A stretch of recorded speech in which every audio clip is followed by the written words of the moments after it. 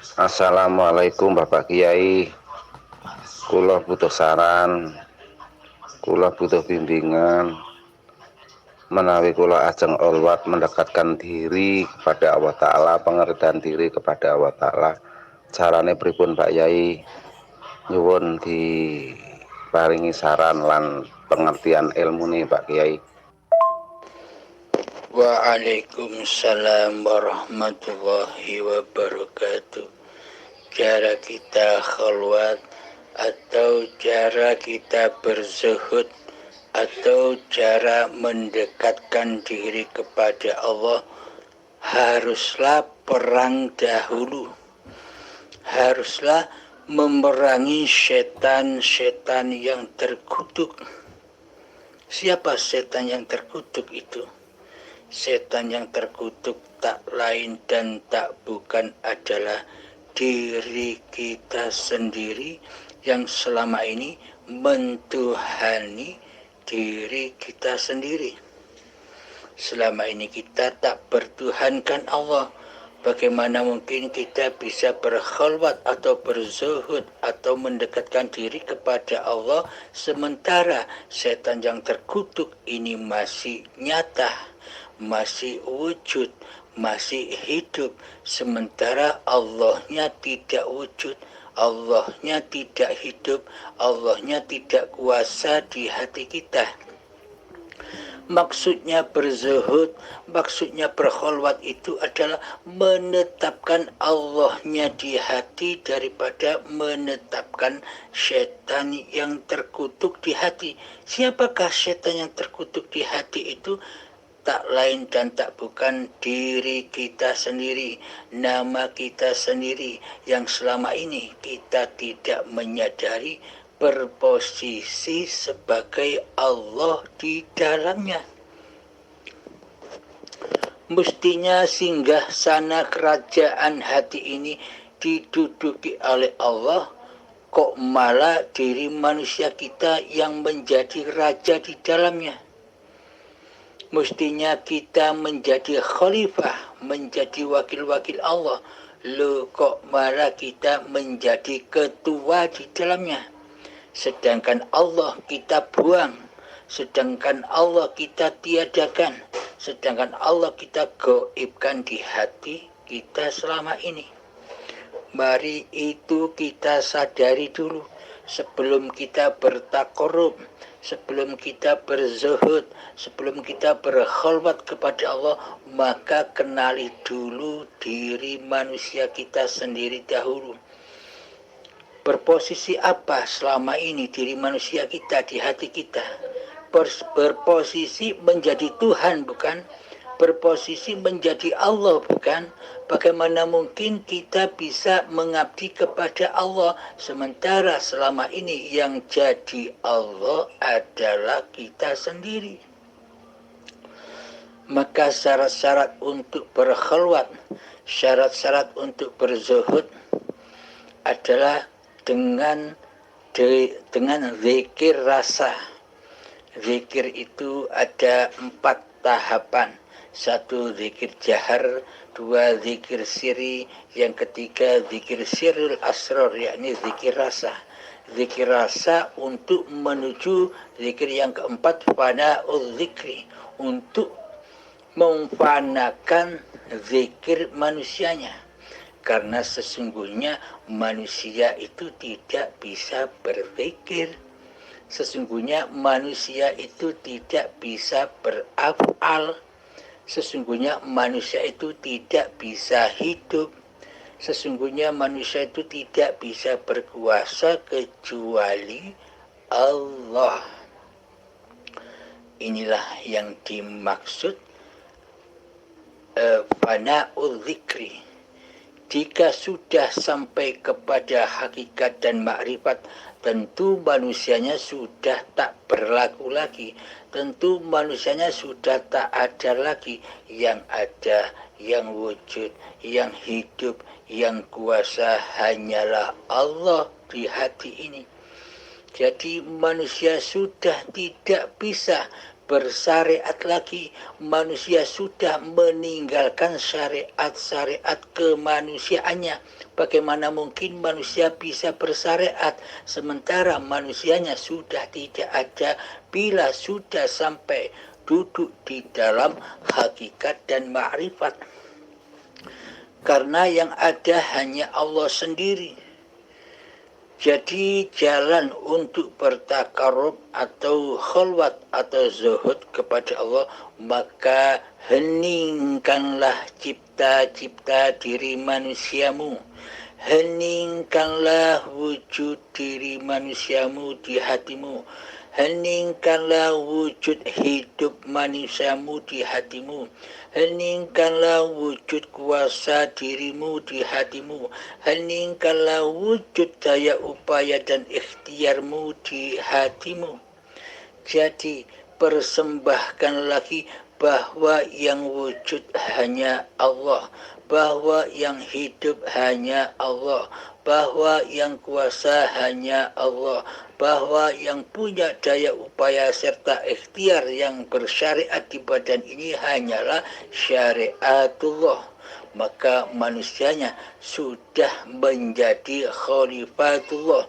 Maka manusianya hanya sebagai Abdullah, yang mana Abdullah itu selalu trimo ing pandumi Gusti, trimo menerima apa adanya yang ditakdirkan oleh Tuhannya. Jadi di hati hambanya sudah tak ada pilihan-pilihan lagi kecuali yang sudah dipilihkan oleh Tuhannya. Jadi untuk bekal belajar zuhud atau khalwat atau takarub kepada Allah, dengan diam duduk diam mengheningkan cipta-cipta diri manusia kita, rasakan yang duduk ini badan ataukah hidup, yang berkhalwat ini badan ataukah hidup, yang berzuhud ini badan ataukah hidup, yang mengingat ini badan ataukah hidup. Semuanya tak lain dan tak bukan di alam semesta ini yang ada hanyalah Allah. Araftu Rabbi bi Rabbi. Aku mengenal Tuhanku dengan Tuhanku. Akhir kalam. Assalamualaikum warahmatullahi wabarakatuh. Alhamdulillahirabbil alamin. Cara berzikir kepada Allah, cara mengingat kepada Allah adalah tidak berzikir dan tidak mengingat diri manusia kita lagi yang berzikir.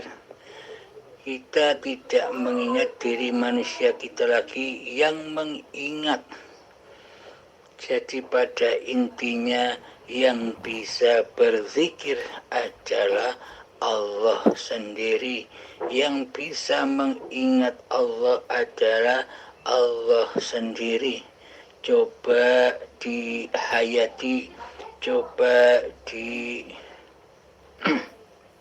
tafakuri di dalam hati kita masing-masing. Seumpama tidak ada hidup di badan ini, apakah ada zikir? Apakah ada ingat? Berarti yang mengingat hidup adalah hidup itu sendiri. Yang mengingat Allah adalah Allah sendiri. Jadi tak satu pun manusia bisa mengingat Allah. Tak satu pun manusia bisa berzikir kepada Allah kecuali zatnya sendiri. Siapakah? Hidup itulah yang berzikir kepada zatnya sendiri. Maka dari itu pagelaran di dunia ini yang ada hanya panggung sandiwaranya Allah sendiri, yang mengadakan, yang menciptakan sesebutan-sesebutan ada taat, ada maksiat, ada baik, ada buruk, ada lelaki, ada perempuan, ada kebaikan dan ada keburukan, ada min, ada plus, ada panas, ada dingin, ada anugerah, ada bencana dan sebagainya. Semuanya berpasang-pasangan. Itulah kesempurnaan Allah. Coba bila Allah itu hanya cinta kepada yang baik-baik saja, mestinya Allah menciptakan malaikat saja. Allah tidak akan menciptakan setan.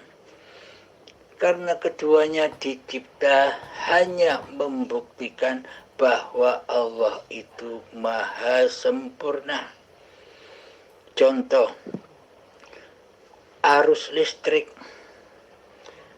Bila Allah cinta kepada yang baik-baik saja, pasti Allah hanya menciptakan arus listrik yang plus saja.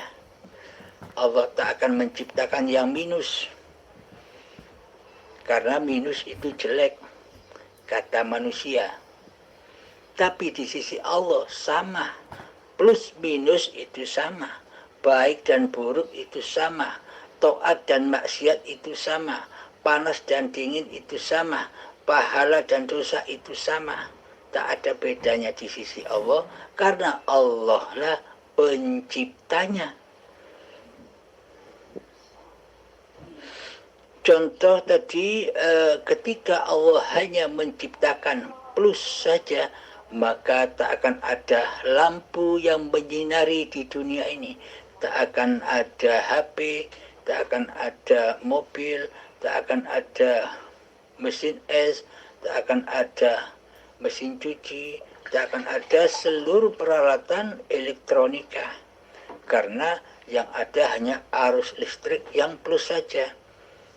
Nah, dengan adanya plus dan minus, maka sempurnalah kejadian arus listrik itu.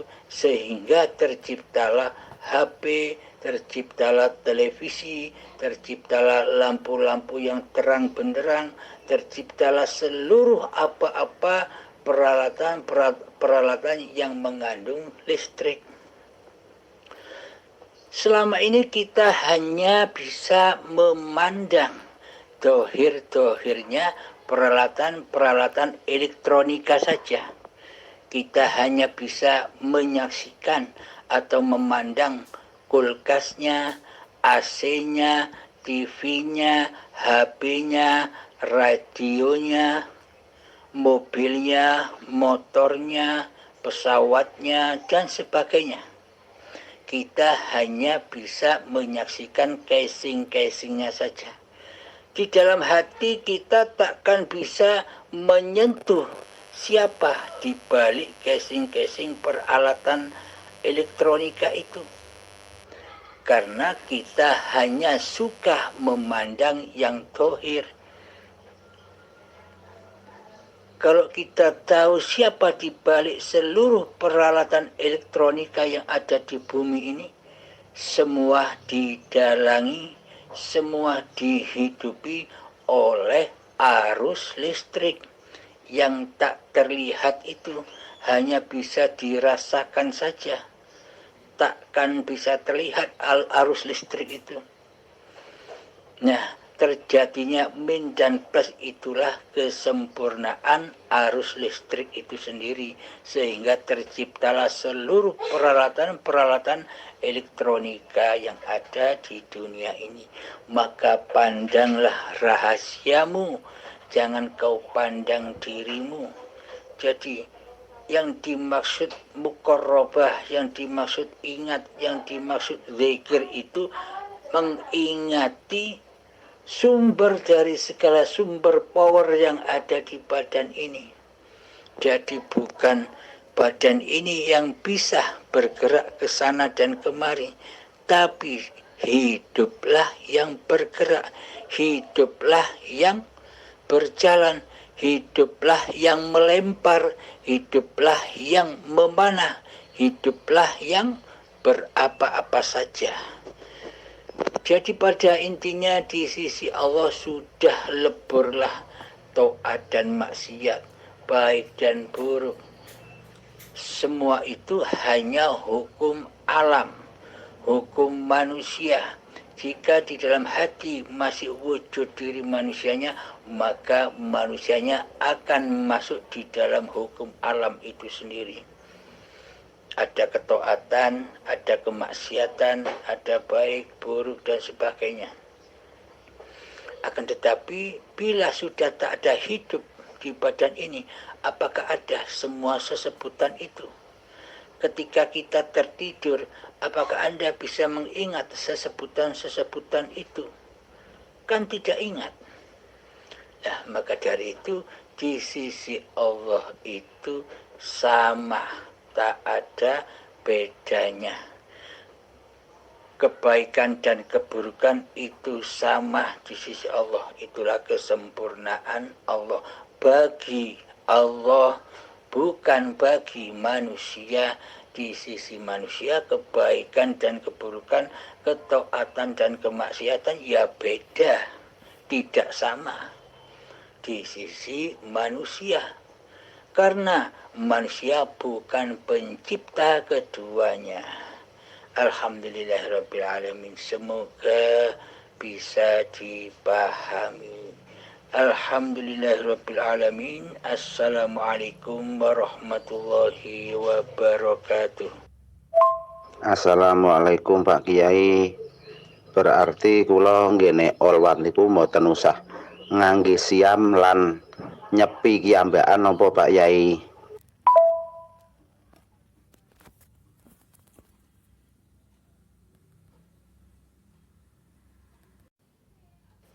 Menengi ati marang Gustimu. Assalamualaikum Bang Halim. Selamat pagi. Saya doakan mudah-mudahan Bang Halim sentiasa dalam kesehatan bersama dengan keluarganya. Tolong minta izin ya Bang Halim untuk ijazahkan saya supaya saya dapat mengamalkan amalan ini. Terima kasih. Silakan tapi jangan Anda yang mengamalkannya. Maksudnya apa Bang? Assalamualaikum warahmatullahi wabarakatuh. Bismillahirrahmanirrahim. Ashhadu an la ilaha illallah wa ashhadu anna Muhammadur Rasulullah. Allahumma salli ala Sayyidina Muhammad wa ala ali Sayyidina Muhammad. Rabbi shrah li sadri wa yassir li amri wahlul 'uqdatam min lisani yafqahu qawli. Amin. Bismillahirrahmanirrahim. Beramal apa saja, jangan sampai di hati merasa diri manusia kitalah yang merasa berkuasa untuk beramal. Agar semua amal-amal yang dilakukannya tidak jatuh ke dalam linapsi, yaitu amal pengakuan diri manusianya lah yang mentuhani di dalamnya, yang menguasai di dalamnya. Buatlah sebuah amal itu menjadi lillahi ta'ala. Jadi beramal apapun, hati sudah tidak berharap apapun, kecuali mengingat, menyaksikan Allah lah yang mengadakan amal-amal badaniah itu. Inilah tanda-tanda orang yang mengabdi kepada Allah, tidak mengabdi kepada hawa nafsunya sendiri. Selama ini kita beramal, pasti ada tujuannya di balik amal-amal itu. Mengamalkan solawat, mengamalkan apa saja pasti ada tujuan-tujuan hawa nafsu di dalamnya. Tujuan suksesnya pekerjaan, tujuan suksesnya cita-cita, tujuan pahala, tujuan surga, seluruhnya bukan tujuan kepada mengingat Allah. Karena di dalamnya yang berlaku, yang beramal masih diri manusianya. Karena selama ini yang jadi Tuhan, karena selama ini yang jadi Allah di hati kita adalah hawa nafsu kita sendiri. Kita tidak menyadarinya karena selama ini kita tak bertuhan. Selama ini seolah-olah saja kita bertuhankan Allah, tapi aplikasi hati kita tidak bertuhankan kepada Allah, melainkan mentuhankan kepada diri kita sendiri sebagai pelaku amal-amal yang kita kerjakan. Inilah tanda-tanda bahwa selama ini kita belum bertuhan. Bertuhannya, beragamanya hanya sebatas kulit saja, hanya sebatas dohir saja, hanya sebatas syariat saja. Maka dari itu bertuhanlah kepada Allah yang menciptakan dirimu dan yang menciptakan seluruh gerak amal perbuatanmu. Sesungguhnya seluruh amal manusia yang ada di dunia ini sesungguhnya adalah lillahi ta'ala. Allah lah yang memperjalankan seluruh manusia. Akan tetapi mayoritas manusia tidak mau bila Allah yang berbuat. Manusia tidak rela bila Allah yang menguasai dirinya. Manusia tidak ridho bila Allah lah yang beraf'al di dalam diri manusianya.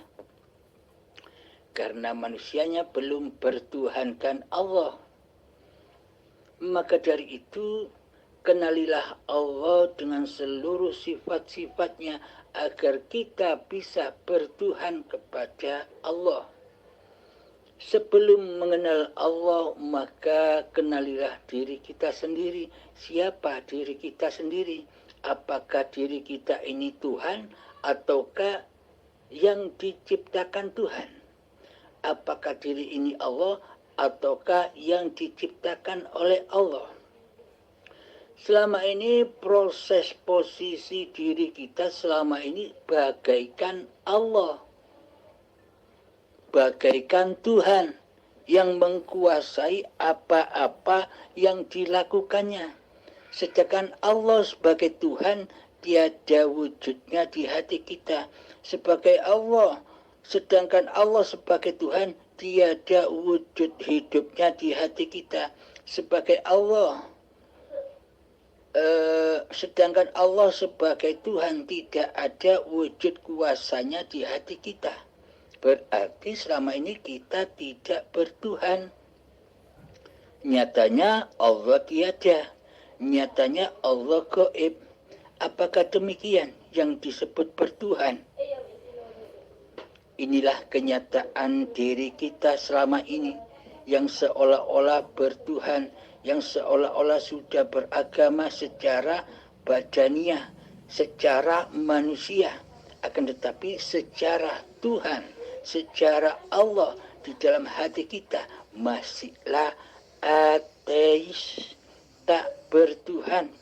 Karena yang ada, karena yang wujud, karena yang hidup di hati kita masihlah diri manusia kita sendiri daripada Allah.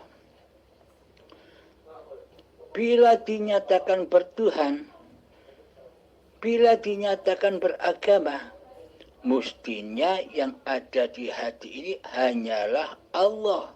yang mentuhani seluruh af'al-af'alnya manusia.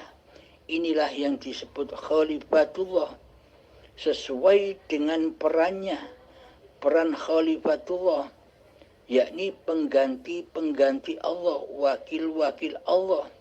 Jangan jadi raja di dalamnya. Selama ini kan yang jadi raja kita. Seolah-olah kita merajai, mentuhani di dalam hati kita ini atas apa segala tindak laku diri kita sendiri selama ini.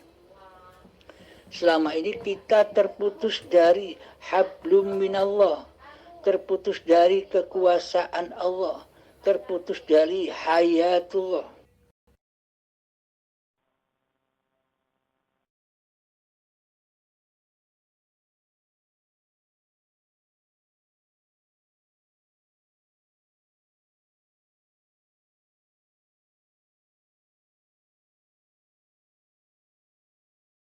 Allah, terputus dari kekuasaan Allah, terputus dari hayatullah. Maka sadarilah buat kita semua, marilah bersama-sama kembali kepada hablum minallah. Jadi contoh pagelaran wayang itu kan wayangnya tidak bisa berjalan sendiri. Wayangnya tidak bisa melangkah sendiri, wayangnya tidak bisa berbicara sendiri, wayangnya tidak bisa berbuat sendiri tanpa adanya hablun dalang, talinya dalang, hidupnya dalang. Maka dari itu sadari, nyatakan di dalam hati kita bahwa posisi diri manusia ini adalah tiada, mati, dan fana. Adanya diri ini, adanya perilaku ini, adanya perbuatan ini, adanya gerakan ini karena adanya hidup. Hidup itulah yang dimaksud sang dalang. Hidup inilah yang mendalangi seluruh alam semesta ini. Maka amaliyah yang paling agung di sisi Allah adalah zikir. Afdalul zikri fa'alam annahu la ilaha illallah. Tiada Tuhan selain Allah. Yakni di hati kita tiada yang lain selain Allah. Bila di dalam hati ini yang ada hanya diri manusia kita, berarti selama ini kita yang jadi Tuhan. Tidak terasa, tidak kita sadari. Maka dari itu Tuhankanlah Allah daripada mentuhankan diri kita sendiri di hati kita. Maka kenalilah sifat-sifatnya Allah dan kenalilah sifat-sifat diri manusia kita. Yang mana sifat wajib bagi diri manusia kita? Sifat wajib bagi diri manusia kita adalah kebalikan dari sifat-sifatnya Allah. Bila Allah yang wujud, maka kita adam, tiada. Bila Allah yang hidup, maka diri kita mati. Tak bakal bisa ada penguasa, dua penguasa di hati ini. Pasti salah satu. Bila yang jadi Tuhan dirimu, diri kita, pasti Allahnya gaib. Bila yang jadi Tuhan Allah, maka diri manusianya yang gaib. Jadi itulah yang dimaksud menyembah dan mengabdi. Apapun yang kau amalkan, jatuhkanlah hati ke dalam lillahi ta'ala. Akhirul kalam, assalamualaikum warahmatullahi wabarakatuh. Waalaikumsalam warahmatullahi wabarakatuh. Masya Allah, Bang Halim, sungguh jelas sekali. Insya Allah akan saya amalkan. Saya mengucapkan banyak-banyak ribuan terima kasih dengan Bang Halim ya. Assalamualaikum warahmatullahi wabarakatuh. Waalaikumsalam warahmatullahi wabarakatuh. Assalamualaikum. Saya mau bertanya Kang Mas, saya Mustaqim dari Ponorogo. Posisi di Malaysia, Kang. Pertanyaan nomor 1. Jadi, apa kita harus selalu menetapkan keakuannya hidup atau Allah itu, Kang, dan menghilangkan keakuannya hamba atau manusia, begitukah, Kang? Dan pertanyaan nomor 2, kalau sudah belajar ilmu ketuhanan terus tidak melakukan sholat secara syariat itu apa salah, Kang? Kalau ada salah minta maaf, Kang, yang sebesar-besarnya. Akhirul kalam. Assalamualaikum warahmatullahi wabarakatuh.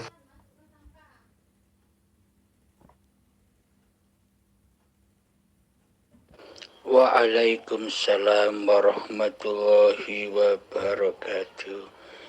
Betul, pada intinya di dalam hidup ini kita selalu menetapkan hidup ini Allah sebagai Tuhannya seluruh manusia.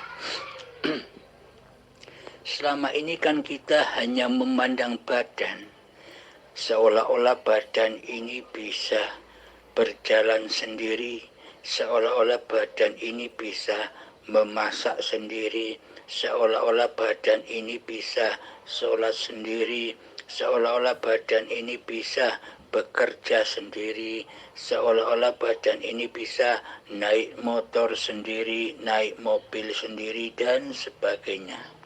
Selama ini pandangan kita hanya kepada casing, hanya kepada badan. Kita luput memandang siapa penguasa casing ini.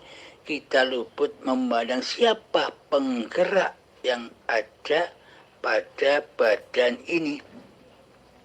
Tentunya penciptanya lah yang menggerakkan, yakni hidup, yakni Allah itu sendiri.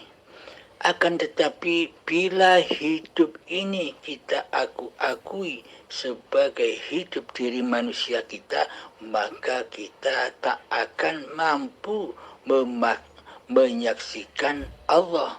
Yang kita saksikan hanyalah diri manusia kita sendiri yang merasa hidup. Sedangkan Allah kita tiadakan di hati kita, kita goibkan di hati kita selama ini. Itu berarti selama ini kitalah yang mentuhani hidup dan badan ini. Bisa dipahami? Maka kembalikanlah, maka persembahkanlah, maka abdikanlah dengan rela dan ridho di dalam hati bahwa hidup ini bukan hidup manusiaku, bahwa hidup inilah Allah. Semoga bisa dipahami. Dan pertanyaan yang kedua, bila sudah belajar ilmu ketuhanan lajeng boten nglampahi sholat, tidak melaksanakan sholat secara syariat, bila masih ada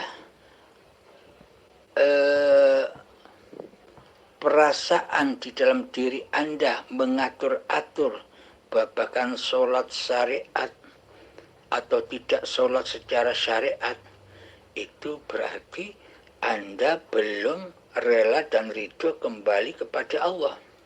Itu tandanya Anda masih merekayasa syariat manusia Anda. Jadi belajar hakikat dan makrifat hanyalah untuk pelindung bagi kemalasan Anda sendiri untuk melaksanakan sholat syariat, untuk menutupi kemalasan. Jadi intinya demikian, bila sudah bermakrifat kepada Allah, berarti diri Anda kan sudah tidak ada. Diri manusia kita kan sudah tidak ada, yang ada hanya Allah. Maka biarlah Allah dengan syariatullah diperjalankan kepada syariat apapun yang diperjalankan Allah, manusianya sudah tidak ikut mengatur-atur lagi. Karena manusianya sudah berimamkan kepada Allah, sudah kembali menjadi khalifatullah, yakni hati selalu tunduk patuh kepada apa yang diperjalankan oleh Allah, apa yang ditetapkan oleh Allah. Jadi hati tidak bisa merekayasa apa-apa yang disyariatkan oleh badan-badannya. Pada intinya ketika manusia itu sudah bermakrifat kepada Allah, berarti manusianya sudah meninggalkan syariat-syariat diri manusianya. Maksudnya manusia sudah tidak merasa bersyariat lagi. Karena bagaimana mungkin manusia bisa bersyariat sedangkan dirinya sudah tidak ada. Maka itu yang terjadi di dalamnya setelah hamba ma'rifatullah. Maksudnya ma'rifatullah, hamba yang bermakrifat itu hamba yang menyadari ketiadaannya, yakni makrifat kepada diri manusianya, sehingga nyata.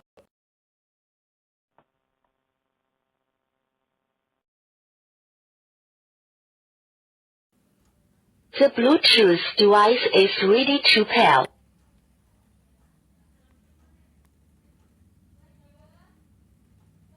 The Bluetooth device is connected successfully.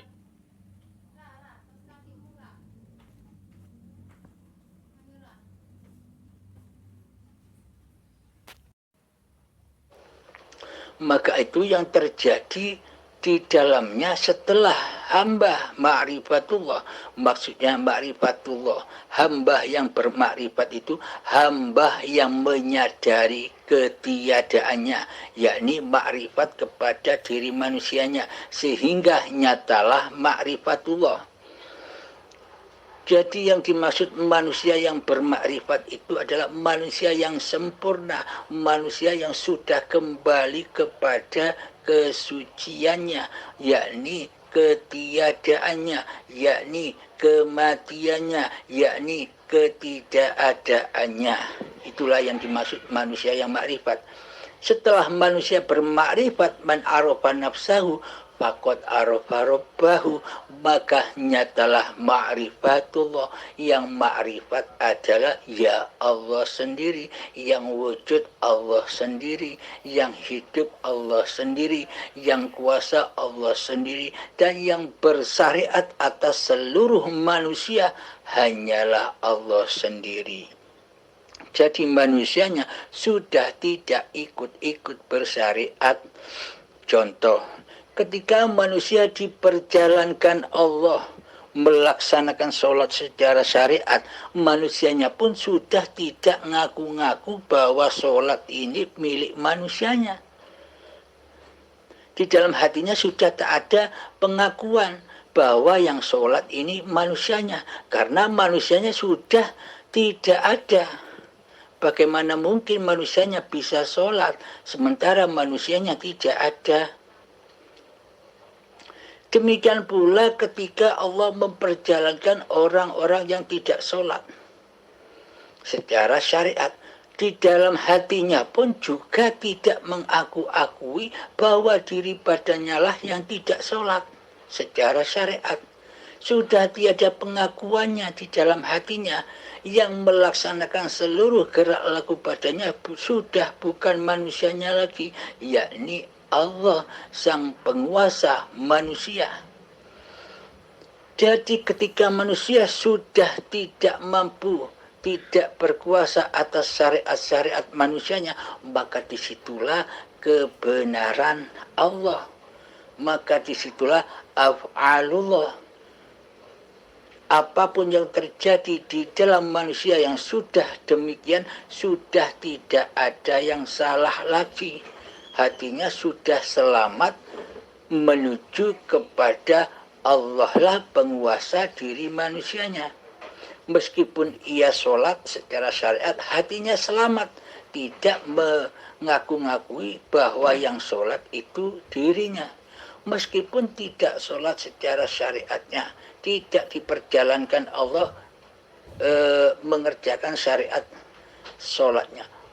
manusianya pun juga selamat, karena di dalamnya tidak mengaku-ngaku bahwa dirinya lah yang tidak sholat secara syariat. Jadi pada intinya di dunia ini yang ada hanya syariatullah, syariatnya Allah sendiri. Adanya benar dan salah, adanya taat dan maksiat, adanya baik dan buruk. Semua itu karena masih ada dan masih wujud diri manusianya di hatinya. Karena manusianya masih merasa menjadi penguasa dan mentuhani badan-badannya serta mentuhani syariat-syariat manusianya sendiri. Maknanya hatinya masih linafsi. Segala amaliyah, segala sholat, bila di hati ini masih linafsi, yang merasa berbuat diri manusianya, yang merasa bersyariat diri manusianya, semuanya salah di sisi Allah. Apa buktinya salah? Karena manusia mensekutukan Allah dengan diri manusianya. Itu yang salah. Karena manusianya merasa bisa mendalangi dirinya sendiri. Manusia merasa mentuhani dirinya sendiri. Itu yang salah. Jadi bukan orang yang sholat dan yang tidak sholat yang salah. Akan tetapi kondisi hatinya yang salah. Meskipun orang itu ketika masih wujud diri kemanusiaannya di hatinya, meskipun sholat secara syariat ataupun tidak sholat secara syariat, tetap salah. Karena yang jadi Tuhan adalah diri manusianya sendiri. Alhamdulillahirrabbilalamin, semoga bisa dipahami. Renungkanlah, tafakurilah di dalam hati kita masing-masing. Bila masih bingung, tafakur di dalamnya, minta petunjuk kepada Allah, minta pertolongan kepada Allah, yakni dengan cara menyatakan di dalam hati kita bahwa hidup ini adalah hidupnya Allah. Allah pasti membimbing kita semua. Akhirul kalam. Assalamualaikum warahmatullahi wabarakatuh. Waalaikumsalam warahmatullahi wabarakatuh. Nggih, suwun Kang Mas keteranganipun, kula pahamane alon-alon. Assalamualaikum warahmatullahi wabarakatuh.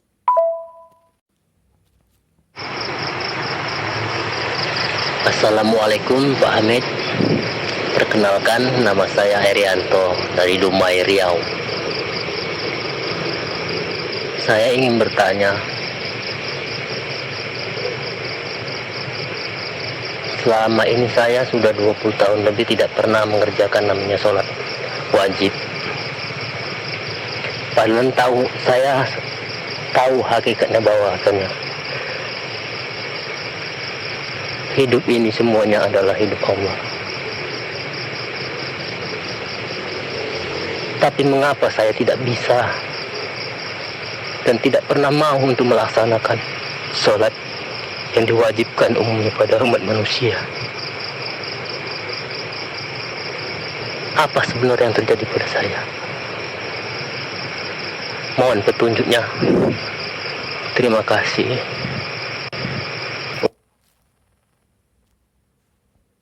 Waalaikumsalam warahmatullahi wabarakatuh.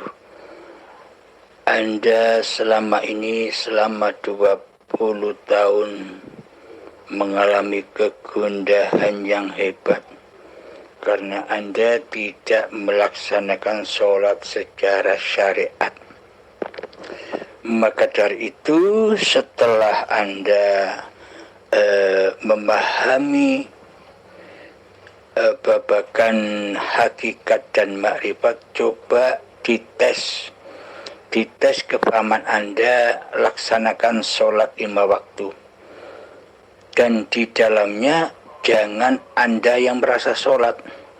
Ketika Allahu Akbar nyatakan di situ hanya Allah lah yang bisa memaha besarkan dirinya sendiri. Hanya Allah lah yang bisa mengangkat tangan kita. Hanya Allah lah yang bisa memberdirikan badan-badan kita ketika sholat. Hanya Allah lah yang bisa mengucap berkalam-kalam di dalam doa-doanya sholat. Hanya Allah lah yang bisa merukuk sujudkan badan-badan ini di dalam sholat. Jangan sampai diakui di dalamnya bahwa sholat ini sholat manusianya. Karena bila diakui bahwa sholat ini, syariat ini, kuasa diri manusianya, maka batallah di sisi Allah. Maka tidak akan diterima di sisi Allah. Apa syarat amal yang diterima oleh Allah itu? Syarat amal yang diterima oleh Allah adalah kita tidak merasa beramal, yang melakukan amal, yang mensyariatkan badan-badan ini, yang menghidupkan badan ini, yang menggerakkan badan ini, yang mengafalkan badan ini, semuanya hanya hidup, hanya Allah, hayatullah. Inilah syarat diterimanya amal hingga menjadi amal yang soleh. Maknanya apa amal soleh itu? Bukan amal manusianya. Yang terjadi di dalam hati manusianya adalah lillahi ta'ala. Jadi solatku, ibadahku, hidup dan matiku hanyalah milik Allah, bukan milikku, hamba. Inilah yang dimaksud lillahi ta'ala, dan inilah yang dimaksud solat yang mi'raj. As-solatu mi'rajul mu'minin. Inilah yang solat, inilah yang dimaksud aqimis sholah li dzikri. Inilah yang dimaksud mendirikan solat, bukan mengerjakan solat. Yakni mendirikan solat, aqimis sholah li dzikri, dirikan solat demi mengingatku, kata Allah. Jadi tujuan-tujuan solat yang kita lakukan itu hanyalah untuk mengingat Allah, mengingat bahwa hidup ini Allah. Coba Kang Mas dilaksanakan solatnya dan bertafakurlah di dalamnya.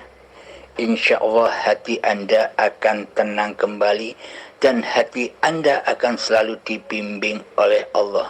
Dan semoga saya dan kita semua selalu mendapatkan keridhaan Allah, selalu mendapatkan bimbingan-bimbingan Allah. Dengan cara apa? Dengan cara hati selalu menyatakan bahwa hidup ini Allah, disitulah tempat Allah membimbing hamba-hambanya.